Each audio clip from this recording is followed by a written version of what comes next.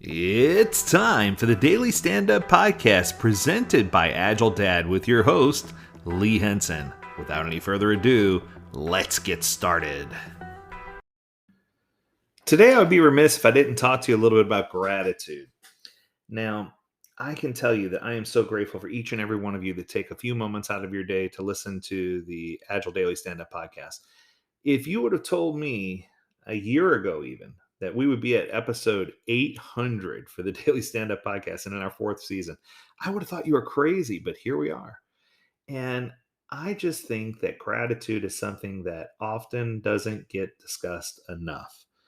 One of the things that I've learned over the course of my career is that whether it's showing gratitude for a team for the things they built, or whether it's showing gratitude for to a peer for their contribution towards an effort, or showing gratitude towards your family, or showing gratitude towards your friends.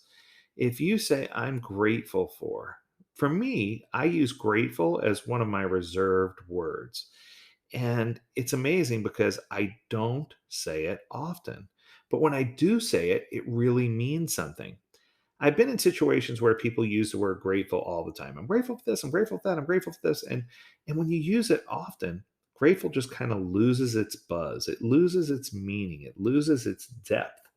But when you reserve grateful and say only at times when you're truly grateful for something, I really am grateful for the way it was handled. I really am grateful for the things that you did. Another one of my words that I reserve is appreciate.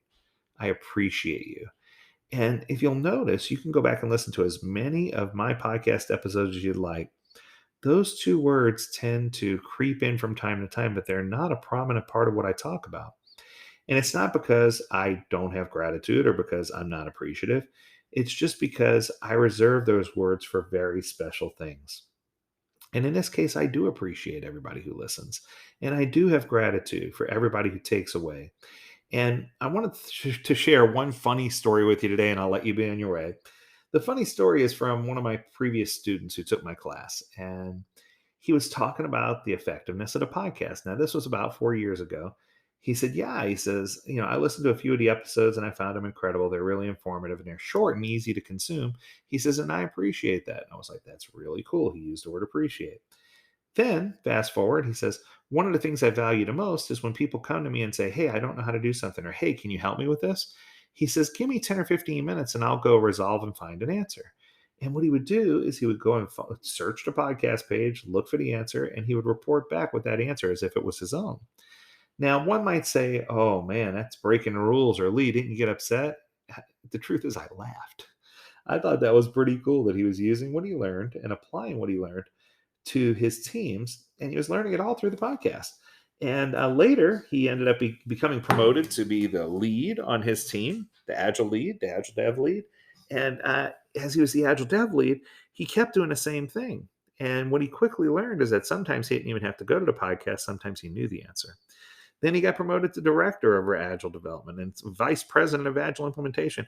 It's so funny because today, I'm not going to say which company he's with, but he's a C-level executive in a company, a chief Agile officer.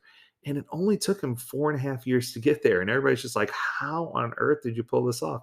And he laughs and he says, I taught my people that whenever they have a complex problem, that they can come back to this podcast, the Agile Daily Stand-Up Podcast, and they could search for the episodes and they could go and listen to 2 or 3 of these, and then they could formulate an answer based on what they learned. And I think that's awesome because the comment that he made, and I quote, is that the answers are always consistent. They're never contradictory, but they are flexible as well. They're never dogmatic.